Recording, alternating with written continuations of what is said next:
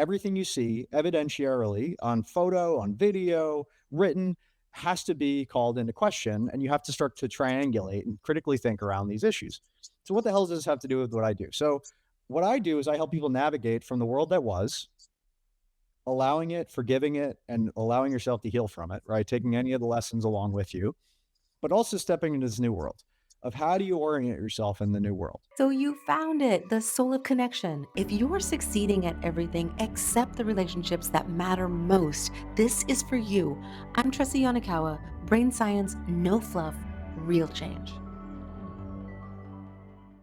Brad Hart, welcome. I'm so happy to have this conversation with you because you know systems, scaling, relationship, connection, you know building, you know growing, you know sustaining, and you also know the destruction when it comes to all of those things. So I'm super excited to introduce you to people who don't know you and to expand your impact on people everywhere.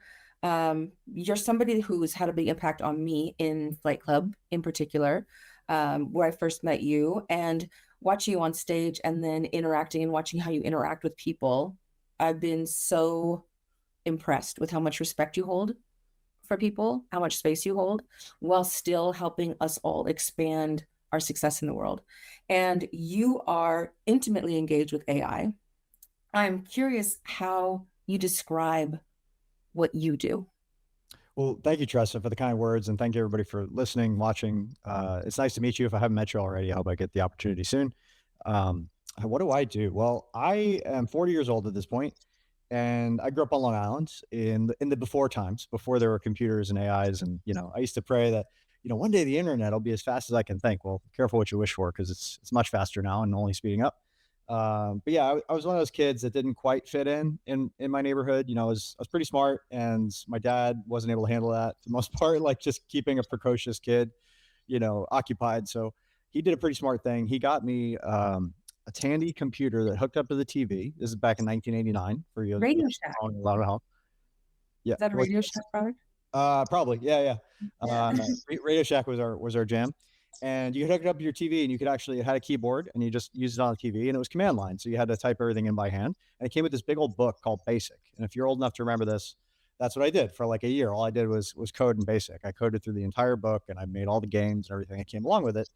And then we didn't really have much money for computers after that, so I didn't get my next computer until I was 16 years old. And obviously, my priorities at that time were very different than when I was 4. So there was this window where I got to live in the real world and be a non-technical person. And then, back in when I was 16, and kids listening to this probably are like, "Oh my God, this sounds 1,000." But this is such a change from 30 plus years ago to now, where you can live in a world where technology is optional, to now you can not live in a world unless you integrate with technology in some way, shape, or form. So, as Elon talks about, it's like we're becoming cyborgs, whether we like it or not. And really, it's just about now understanding the throughput between your thoughts and physical reality. So if you study physics, metaphysics, spiritual practices, they talk about, the ideas coming down from the spirit through the mental and emotional body and into the physical reality. And that's the idea of manifesting or creating something like that. The Hawaiians actually have a really beautiful way of putting it. They talk about the idea of forgiveness, and they talk about the idea of you cannot be spiritual unless you're rich, because the fact that you can materially create wealth in the world, or affect will on the world, is the proof that you are spiritual. So it's like a different way that we look at things. We kind of keep those two things separate, and we tend to bash one way or the other, right? Hey, if you're spiritual, you're not concerned with money, and if you're concerned with money, you're not spiritual. I think that's a disservice, especially as we move into this idea of like, hey, now we're able to create what we want to create in this world so much faster than ever before. And literally, the only thing slowing us down is our beliefs that we create and the stories that we create about the reality that we see. And since reality is up for grabs, and anybody can decide what is real now, both in the way that they produce narrative and the way that they hyperbolize narrative. And I'll just use small words as opposed to big words. You can't believe what you see. You can't believe what you hear. You can't believe what you read. You can't believe the people who told you about it. And it's nobody's fault, really. We're in a world Really? now where everything is sus, to use Right. one of his. Everything is sus. Yes. Everything is us. So from that world, We need to have critical thinking skills more than ever. We have to create our own narratives, and we have to create them under the auspice of, are they useful or not? The idea of the truth is like an anchor. And I'm not saying don't tell the truth. Tell your version of the truth.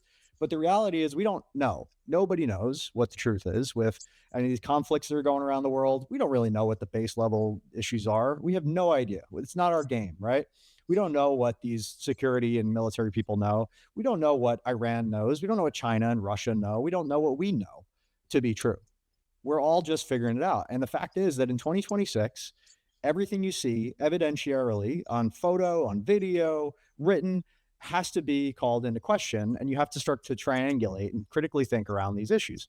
So, what the hell does this have to do with what I do? So, what I do is I help people navigate from the world that was, allowing it, forgiving it, and allowing yourself to heal from it, right? Taking any of the lessons along with you, but also stepping into this new world of how do you orient yourself in the new world. And I'll give you some very practical tips, right? So if you're listening to this, I hope you really take these to heart. Thing one, you got to limit the amount of information you take on. You got to put a lid on it. And a lid is a very purposeful acronym. It's a low information diet. I borrowed it from a mentor I have named Tim Ferriss, who's very successful. If you haven't read his books, they're great, but they're out of date, you know, and so are all books. And I haven't read a single nonfiction book in 2 years, and maybe you'll hate me and think I'm an idiot for that. But the reality is we all have a device in our pockets that can curate the exact experience that we want to have and learn from in real time. And up until that was the truth, I read thousands of nonfiction books. I wrote nonfiction books. I was a best-selling author. And now I'm like, okay, well, Claude or Gemini or any of these other ones, not ChatGPT, I'm kind of over ChatGPT, but like any of these devices that live in our pockets can tell us basically the most up-to-date information on almost anything. And then you have to decide how to orient to that information, how to make it useful for you, and how to strategize with that information to get an effect and outcome. And the only thing that matters is your closeness or nearness to the outcome, right? And how close you can get to it or how well you can essentially navigate towards it. So I guess what I'm saying is keep your information limited, keep it curated, use the tools at your disposal to learn a very specific thing that adds a lot of value to the world. And we'll talk about the micro and the macro, but like the whole economic system is going over an upheaval. We're in what's called late stage capitalism. And for the same reason that the Roman Empire fell and that there was there was feudalism and then there wasn't, mercantilism and then there wasn't, and the monarchistic system is kind of going away. We're in late stage capitalism. Something will supplant it. Maybe it's universal basic income or some other thing. But we're definitely moving from this idea of scarcity and supply and demand to this idea of, oh, everything is so abundant as to be free or cheap to the point where it's like nobody who wants something wouldn't be able to get it. Like think about a cell phone. When it first came out, this was like really hard to get and it was really expensive and really difficult. And you had to like carry it around in a suitcase. And it would cost you $500 a month for the privilege. And it basically did nothing. Now they do everything for almost free. And you can get anybody in the world to basically get one of these if they're really committed to it. Like they could probably get their hands on one through financing or through other means, right? So it's like that's the kind of thing that's going to happen to almost everything. Everything will become like a utility: food, utility, shelter, education. Education's already there. It's like you can take Harvard classes and not have to step a foot on Harvard's campus. If you have an internet connection, you basically have information ubiquitous, curated from the best sources in the world. And most AI can be free if you choose, right? So it's like from that place, where do you begin? So what I do is I help people navigate that. And I'm also building platforms, right? Because I believe as the middle of the market gets hollowed out, it's either going to go really high ticket, right? You're going to operate with people who already have resources and they're going to pay you if they choose to, or you're going to go really low ticket and you're going to say, hey, listen, I'm going to basically align myself with your interests. I'm going to be the Costco of the software world. I'm going to be the Costco of the whatever you choose to get into. And why do I say Costco? Well, Costco has a very interesting business model. They align their incentives with their customers. And you can listen to a 4-hour podcast, which I really recommend. It's on acquired.fm. Okay. It's a great podcast. If you haven't listened, they do like these 2 to 4 hour deep dives of all these businesses. The one on Costco is just amazing. I highly recommend it. But they talk about the business model insofar as it's like they're not trying to have the most selection, like 100,000 SKUs at Walmart. They have like 4,500. But they want to do the most throughput and volume. So they incentivize and align people to do that. So they make it a membership. So you pay for the membership. They work out deals with the credit cards. They work out deals with the suppliers. They know every single SKU that's in that store, inside, outside. And they can move 15 times the volume of any one single SKU as a result, because as a Costco member, your margin is limited, meaning the amount you're going to pay above what it costs is always limited to 11%. That's the most you're going to pay at Costco. Whether you're buying a TV or a bag of nuts, you're only going to pay 11%. So like as you move into other industries, I believe more industries are going to look like that. It won't happen overnight, no, but Jeff Bezos at Amazon, similar thing, not to jump around. He had a great saying. He says, your margins are opportunity. And everybody on Wall Street didn't get it. They were all looking at this. I used to trade Amazon as an options trader. They would all look at this and be like, this guy's nuts. This company makes no money. And, at the time it was considered crazy or sacrilegious to say, oh, we're not going to make any profit. We're going to invest everything into growth.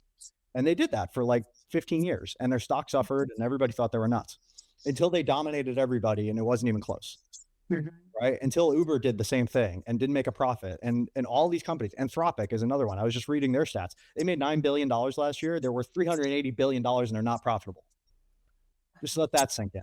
So that's a 30x multiple on revenue for a non-profitable company that's dominating right now. And they're cutting the legs out from under everybody, from legal to accounting to tax to all this stuff. It's like, it's going to happen faster and faster. And it's a race to Costco-ify yourself so that your incentives are aligned with whoever you serve.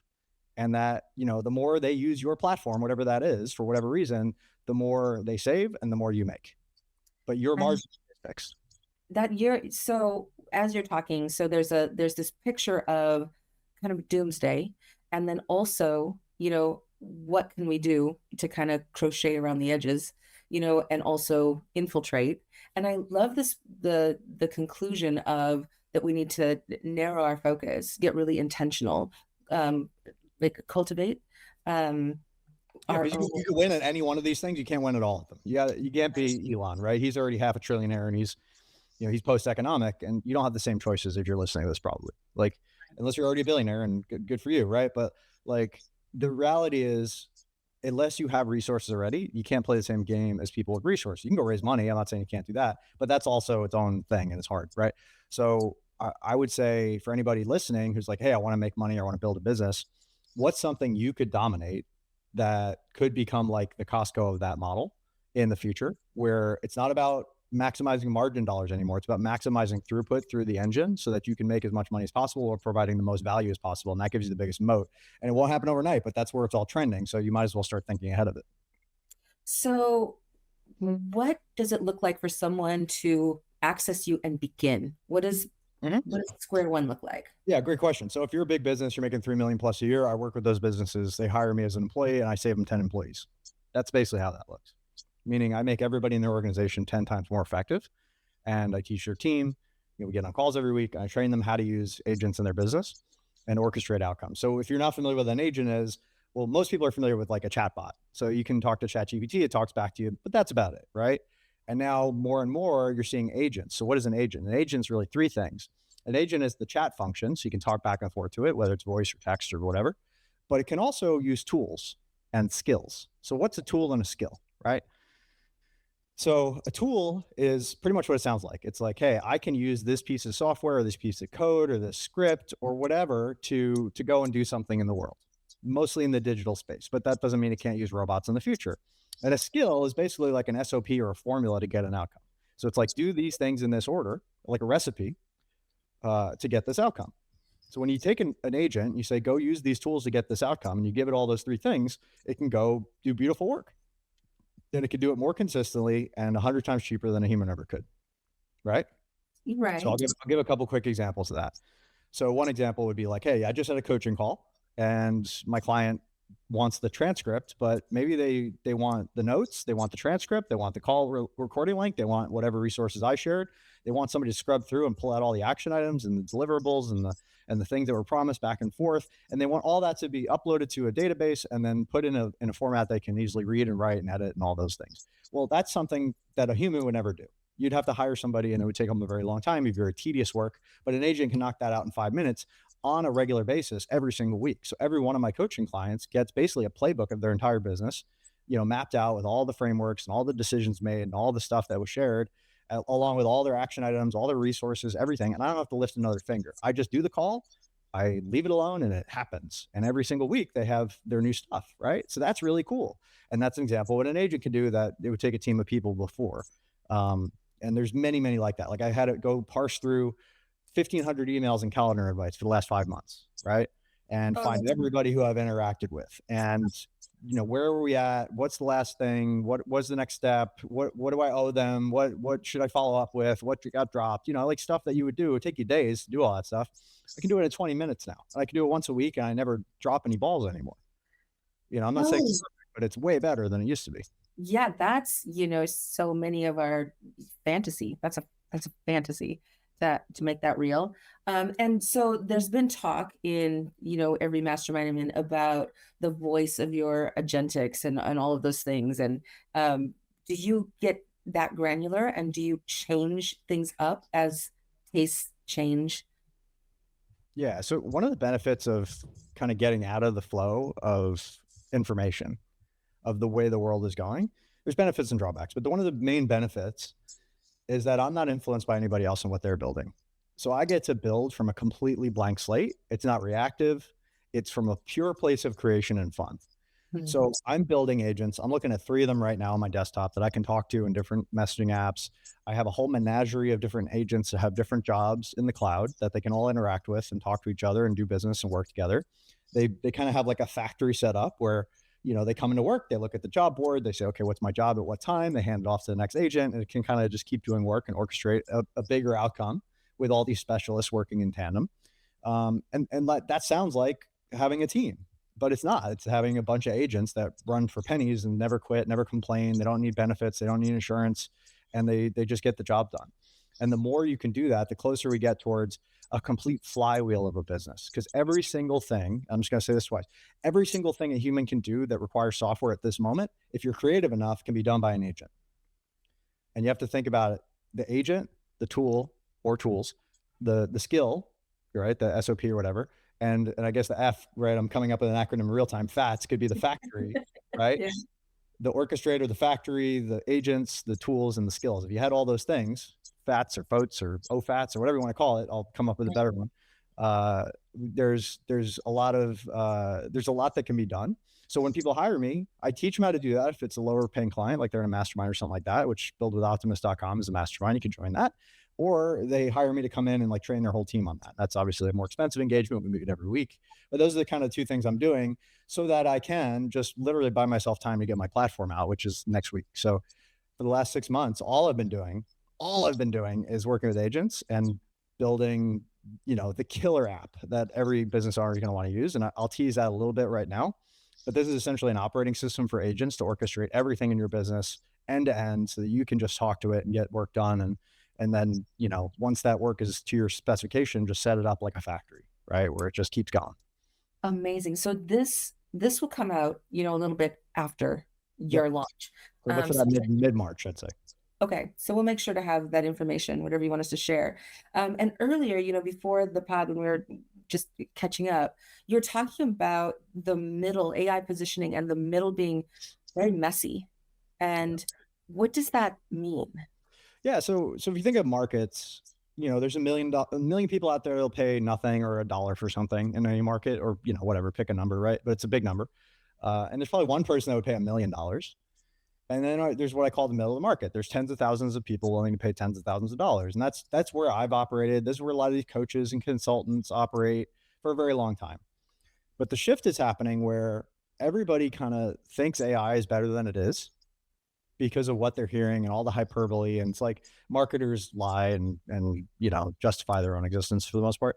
But the Yeah, and there's nothing wrong with marketing, but like tell the truth of what's possible, right? Give people real information, because otherwise you end up with a bunch of people not hiring the thing they actually need and paying the money they need to pay to get the result they really actually need. And they're wasting time messing with tools that don't actually do what they want to do. Not that they couldn't, but because they aren't talented enough at their current iteration to make it happen. They don't have enough time, they don't have talent, they don't have enough creativity, because the tools are limited. They're limited by security, they're limited by scope, they're limited by tech, they're limited by code, they're limited by like new things that need to be created in the environment, which I'm working on feverishly to get it up to speed, but it's not quite there yet. It's like if you wanted the internet to operate at 2026 levels, but you wanted it back in 2012, like it wouldn't work, right? So it's like Right. those things are there in some cases, and the future is not 100% distributed, but they're making decisions now for their business and not hiring people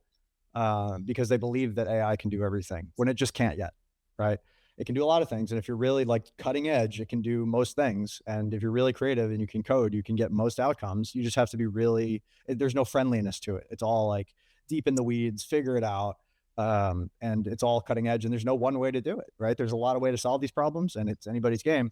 So what I mean by the messy middle is all these people in the middle of the market that are used to selling high ticket services or consuming high ticket services, and there's a mismatch in the middle, right? It hasn't been repriced yet. So you're going to have people like me who are going to go to a lower tier and try to serve more people, like I talked about earlier. You're going to have people that go to bigger companies that are already well established that need people in the door, and maybe they'll get a job there. I think you'll see more push down market than up market, and then the middle will have to be reset.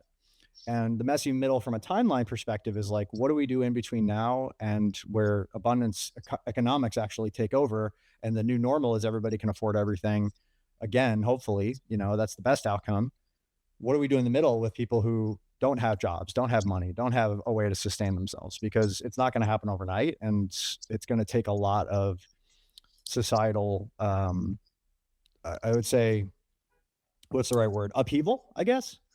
A lot of stuff that we just believe to be true based on the old world has got to be unlearned, understood. And then the laws have to catch up. The regulations have to catch up. And that's always the slowest thing. Interesting. Yeah. And I always think of it because I've come into the world at a place where there were already so many established regulations that Yeah, of course. And they were all established because of the way the world used to be. And up right. until now in human history, almost everything has been the same for humans. Up until like the last 100 years, everything has been relatively the same. So we are at this juncture, I'll say this apex, where things are going to look a whole lot different and already do, and quicker than we thought. And I was listening to Mo Gadot from former Google X, who now talks about happiness. And he's brilliant. And he has been saying for a long time that that once this takes hold, AI, it's going to move so fast that we're not going to understand the changes that have happened until after they've happened. And if you're not ahead of it, in front of it, in it, that you're just going to have to watch it happen. Yep. And so you since 4 years old have been on this trajectory. I've been fascinated by tech. Yeah. Yeah. So I would consider you to be ahead of it. What can we do? Well, I think, join your platform that you're putting out. I think that'll help. Yeah. And I'm going to try to make it really accessible. I'm going to probably start at like $1 trial and $99 a month just to get people on there. Because really, like, they just need to see what it's like on the cutting edge to be able to just say, yeah, get me this, get me that, go to this app, do this, you string everything together. Like, I've seen this thing run 37 different tools in a row and these really crazy workflows. And it's really creative at solving problems because you just talk to it and it goes off and figures it out. That's incredible. It gives me hope because I'm not a techie person. Yeah. But it's like the more features you have, the harder it is to make them friendly. Right. So it's usually a trade-off. It's like the more user-friendly thing has less features and the more feature-rich thing is less user-friendly. So like I try to get my wife to use Claude Code in the terminal and she's like, I don't like the font. And I'm like, but it's like magic powers. Like, what are you talking about? You don't like the font. And she's like, I don't care. I don't like it. And I'm like, so she goes back to ChatGPT and it sucks. And I'm like, come on, man. Just that kind of thing. Because it's friendly. I'm not saying that one is right or wrong. I'm not beating up on her, but it's like, this is the brain damage that people go through of like, they want the friendly thing, but they don't realize like it could literally change their entire life if they go for the cutting edge. Right. And I love your wife and thank you for bringing her into the conversation because I think that most people are like her and like me. Totally. That I need to be able to understand what I'm doing before I do it. And I'm not coming in from a coder perspective or bad in and of itself is the head trash I'm talking about. We have to unlearn the old way of things. It's too slow to wait. Number one. And it's not as hard as you think. It's hard, but it's not as hard as you think. And you're not 100th smarter than I am. Like, we might have different levels of intelligence, but you have emotional intelligence that I don't have. You have life experience that I don't have. The only thing blocking you from using this stuff like I am is that you're just not willing to put your head down for 1,000 hours and figure it out. If you're willing to put your head down for 1,000 hours and ignore the world and figure it out, you will be as good as I am or better.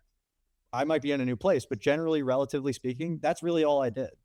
I took the very basic curiosity and knowledge that I had, and I made a decision that this is going to be the most transformational thing that's ever going to happen to human beings. And it's happening right now during my lifetime. And literally everything else is not a priority until I figure this out. I mean, that is kind of mad genius and also necessary.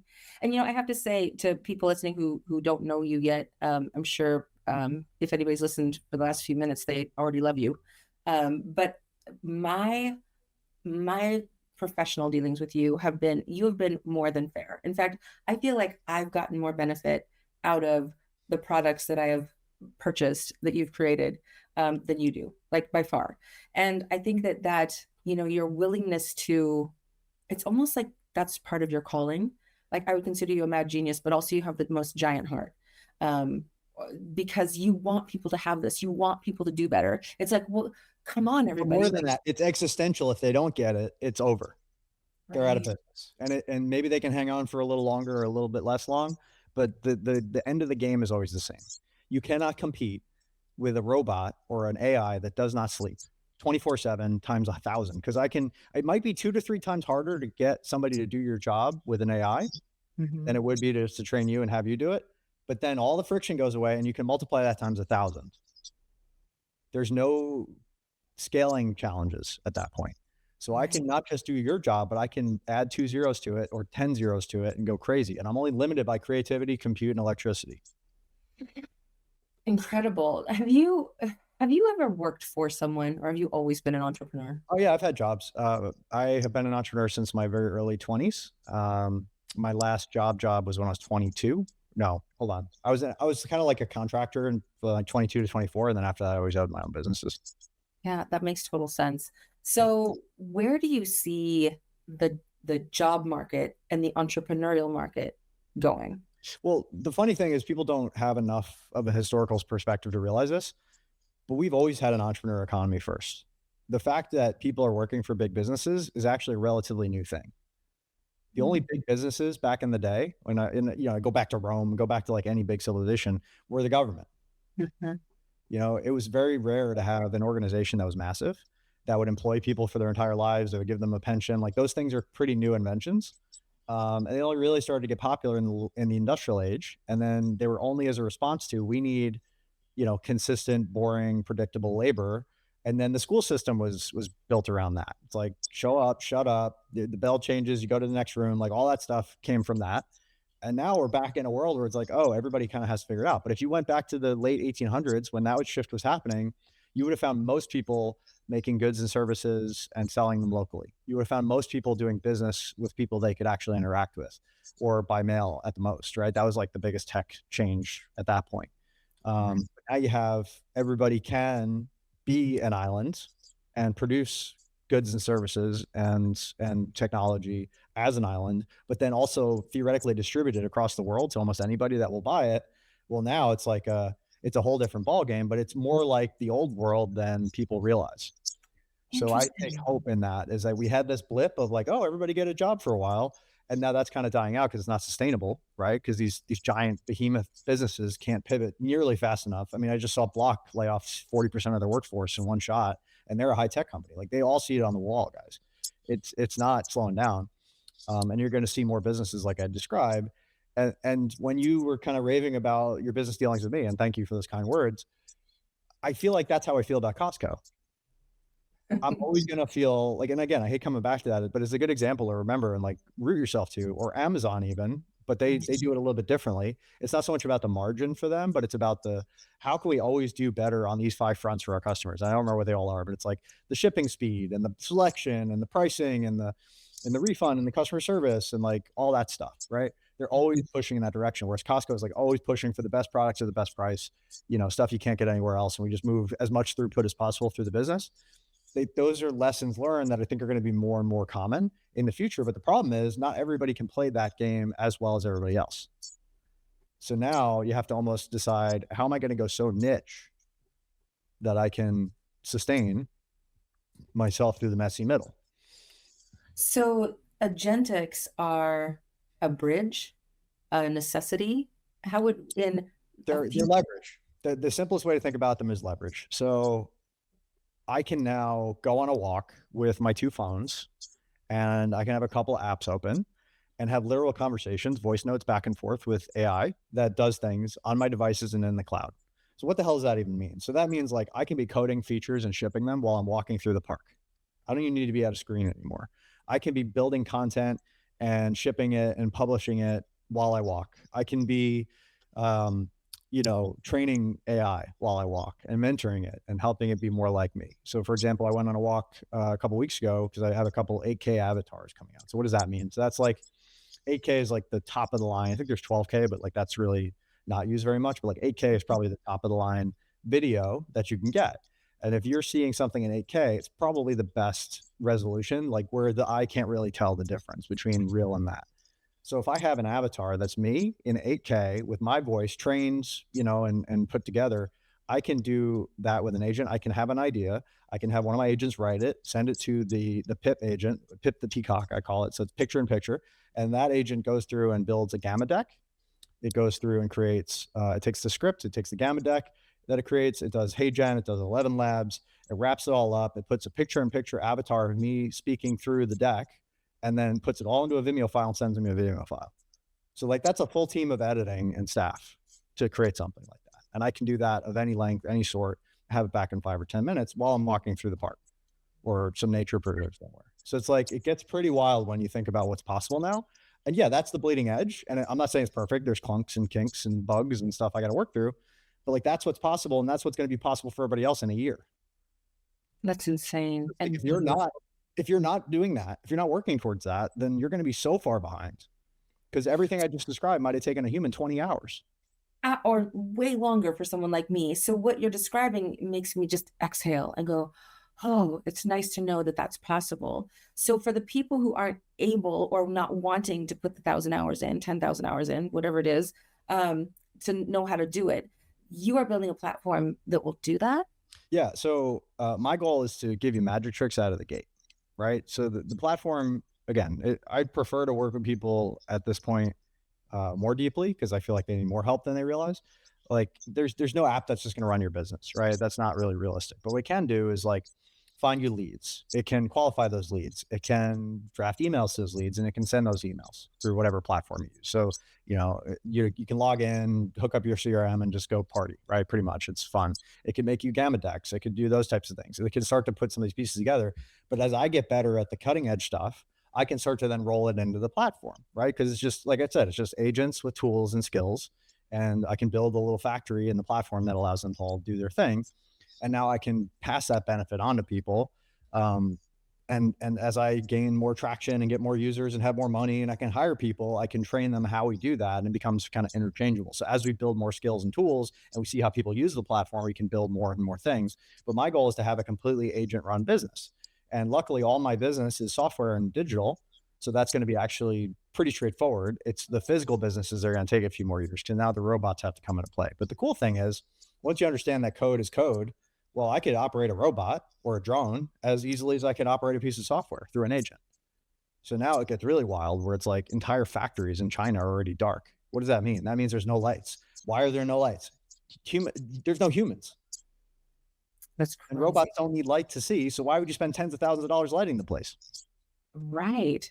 Oh my God, Brad, you are, yeah, you're ahead. You're way ahead of me. I'm curious, when people hear your name, when people hear Brad Hart, what do you want them to instantly think of? Lately I've had a love-hate relationship with humans. As much as I love them, and I've built my entire business on relationships. I've over-indexed on relationships. I'm known for building mastermind groups all over the world. I've written 2 books on the subject, and I love it. I joined a million of them. But as this shift starts happening, it's almost like you're in a car or in a plane, and they're still walking. Mhm. And like the things you have in common and the ways you think are still so different, and they're just getting more and more different. So it's like there's a few people that I'm really going deep with that are kind of on the same trajectory, but everybody else who's standing still and are still talking about the same things from a year ago, I'm like frustrated with those conversations. Like I can't unsee what I've seen, and I can't have the same conversation about stuff that's not going to work anymore. And everybody's blindsided by it. It's like, oh, my webinars, my emails, and my blah blah blah blah blah is not working. I'm like, yeah, I can tell you why it's not working, but nobody seems to want to believe me. So I either come off like an asshole, which I don't want to do, or I just don't engage because I Yes. don't have the patience to like slow down to where they're at. And it's more and more difficult. And I thought it was age, but it's actually just the fact that I'm working with all these agents and I'm able to produce so much. Like I'm able to, again, I'm not trying to toot my own horn. I'm just trying to show you what's possible, right? Yeah. It's like I can be coding an app. I can be working on content. I can be shipping features. I can be posting. I can be doing all these things. And I don't have to like do anything. And then you try to go back to analog and it's too hard. So yeah, yeah, absolutely. And how exciting. And also, is there downtime for you? Do you want downtime? Your brain seems to be always on. I'm always thinking. And yes, I do take downtime, but it's very measured. And I don't like to be in or out. I don't like to be like halfway on, if that makes sense. Mhm. So like I would rather be all in doing my thing until such time as like, okay, it's time to spend time with family, or it's time to spend time with friends, or it's time to go work out, or it's time to go to Japan. Like we're going to Japan later this month, which is Yonakawa, is that a Japanese name? Yeah, I just got back from Tokyo a couple Perfect. days So ago. yeah, we're going to Yeah. Japan for the first time. Very excited about that. So like I'll probably be mostly off during that time and connecting with people and like living life. But I also had the fortune of I spent a lot of time traveling and doing stuff like that in my 20s and 30s. So I've kind of filled my cup up in those ways. Like I got to date and I got to travel and I got to, I was very blessed. I feel very grateful and privileged to have been able to do that. So now I'm in my 40s. I'm like, I'm as good as I've ever been, and I'm as young as I'll ever be. And maybe I live another 100 years and maybe I don't. Right. We just don't know. So I want to give to the world the best of me while I have it and not take a lot of downtime because A, I don't really need it. And when I'm, you know, when I'm utilizing it, I don't feel like I'm giving my gifts. You know what I mean? I So, do. 3 million lines of code later and an entire platform that's in, is public alpha or is private alpha in September, private beta in January, and now coming up, we're here in March. We're going to launch in a few weeks. Like I'm ready, baby. Let's give it to the world and go and see if we're how far off we are and what tweaks we need to make. But if it performs like I hope it does, this could be a whole different lifestyle. Oh my So gosh. with its I'm own so challenges. in. I'm so in. And you don't even have to sell it because it's a necessity. So yeah, I'm super Well, you got excited. to do something somewhere. And the reality is like as much as AI is the hot topic right now, most of the world hasn't used it. Most of the people aren't paying for it that have used it, and the people who are paying for it, it's like 2 to 5 million people worldwide, and there's 8 billion people. So it's like, just small businesses. There's 380 million small businesses around the world. I'm not saying they're all functional and make money or whatever, but like that's a lot. So if I could peel off 100,000 using my app, I'm going to be fine, right? Yeah. Whatever I charge. Yeah. I think that's absolutely doable, and I think it's necessary because here's the cool thing about AI: it's a universal translator. You ever read that book, Hitchhiker's Guide to the Galaxy? Remember Of that book? course. Yeah. Babblefish that you put in your ear and you can just understand everybody. It's like that. So like I like to give people the analogy of like you could go to high school for 4 years and learn Spanish and then go to Spain and not be able to order coffee. And Mhm. it's really frustrating because I went through that. Or you Mhm. can go to Spain with a local guide who speaks the language and they can take you to their favorite coffee shop and plop a euro down on the bar and say cafecito por favor and you get a coffee and you're like, "Oh, that wasn't so hard. I could do that."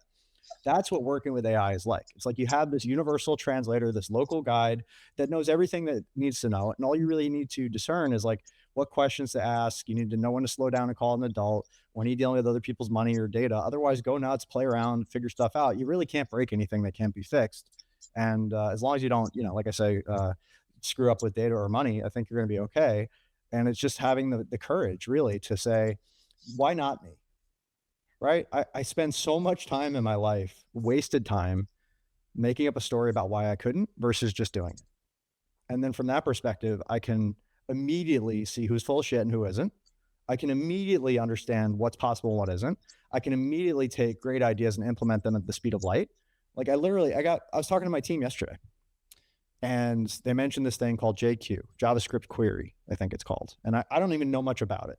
But while they were talking, I was able to write up a full report with AI, decide if it was useful for my platform, and institute it as a tool with a feature flag, meaning I could turn it on or off and see if it works in about 10 minutes while we were still talking. I mean, that's wild to me That is wild. that I could do all that. And now I haven't even gotten to test it yet, but like that's a tool that might be really useful that I can come back and play with or not. And I could flip it off and go back to my work. But it's like there's no cost in trying things anymore. So you gotta kind of fight to get oriented, but then it's like, look out. Like I tell all my clients, you're gonna fight hard for like 2 or 3 hours to get your first agent running, but then it's easy because then you can talk to the agent and they can build everything else. It's a Mhm. huge, massive leverage point, guys. And I don't want you to miss it. Agentic orchestration is the new meta skill. If you can do it, you will run circles around everybody. If you can't do it, you're going to be left behind. Period. Full stop. Everybody There's needs your it. headline. Tattoo it on your forehead. I love Agentic it. orchestration. If you can get agents to do work together, you will throw everybody out. All your competitors are going to be left behind. Period. Full stop. Amazing. Brad, you blow my mind every time, and you're such a good human being. I'm definitely going to be on your platform as soon as it comes out. And where do you want people to find you Yeah, for now, next? while we're kind of building up and tweaking the last little bits of the site, it will be at activateoptimist.com is where it's going to live. There's nothing there to buy yet. For now, I would go to buildwithoptimist.com. That's our mastermind site. And even if you have no interest in joining the mastermind, just go ahead and fill out the forum. You'll get updates and stuff like that. We'll be sure to let you know when it's live. Right now, it's like I said, in public beta or private beta for our members. And they're using it, loving it. We're shipping new features all the time. We're moving fast. We're breaking things. We're fixing them, and we're having a lot of fun doing it. So be grateful there. And then if you're interested in my books and things, you can check those out still. Facebook is a good place to be if you want to follow me. That's where I actually am versus my avatars. Oh, good to know. I Insider actually live. information. Yeah. If you're watching me on any other channel, that's it is me, but it's an avatar version of me. And I'm perfectly upfront about that because I can't be everywhere. I'm one guy, right? So I choose Facebook, I interact there, and everywhere else is my agents. Amazing. I mean, I think even for smaller businesses that just want to have a presence on socials, just having Agentics handle that takes so much pressure, Yeah. especially if it's creating its own video based on, your prime work. So my last question for you, Brad, and so grateful you're here, is what is the impact outcome in a nutshell that you want for the world from your life and work? So I want people to find a sense of I would have said belonging. And I caught myself realizing like, no, that's not actually what I want anymore. I want people to feel useful. I want people to feel connected. I want people to feel alive and creative and excited. And I want them to impact the world in a way that means something and matters to them because nobody gets to get out of this thing alive. I just want what your time here to be to matter. And just like, having a car makes it easier than walking, having agents running your business or doing your work or helping you with your life. We haven't even talked about the personal side of this stuff and how much I can get done personally. Just changes everything. It's like not you can't go back once you go there. So I would say spend the time, fight through it, figure it out. There's tons of great stuff, and I can help you if it makes sense. Yeah, once you're there, it's like everything else becomes way easier, way easier. We want way easier and to be able to get things done. And that, that transition from belonging to having purpose, being able to get the things done that you're here to do. I love that because for me too, everything is relationship, absolutely everything with ourselves, with everything. Yeah. So I love that you emphasize that from an AI perspective, and the warnings, do this or else is high impact right now and true. So And there's a lot of doomers out there. This is going to go a bad way. I'm not discounting that. There's a more than 0% probability that's going to go really bad. But what if it doesn't? What if it goes great? And what if you can lead it in a great direction and then you're in a better spot? I think the people that are like, I'm doom and gloom and all hope is lost would have done that with any breakthrough. It's not just AI, right? We've been saying the world's going to end every single time for all throughout history. Somebody somewhere has been like, oh my God, the sky's falling. And it hasn't, at least not, in a way that relates to you. You're going to be here for a blip, 100, 150 years, maybe if you're lucky, right? So while you're here, let's just presume everything's going to go great. If it doesn't, you'll figure it out or you won't. And while it is going great, just keep at it, like keep engaging. I love it. Brad, buildwithoptimist.com, activate Optimus. Yeah, that's where it will be. Yeah. We haven't quite launched that. It's kind of a placeholder right now. All right. This will be up about that same time. So Perfect. Like and follow for more like this, but definitely find Brad and make him part of your world because Thank you, my world Justin. is so much better. Yeah. You're a beautiful soul. I appreciate you so much. Everybody who's here is very lucky to have you. And we all need each other right now. So, be courageous, step up into leadership of yourself and others, and the world will change for you. Amazing. Thank you so much, Brad. You dove in. This is the Soul of Connection. Subscribe now. Stay close. Your full life depends on it.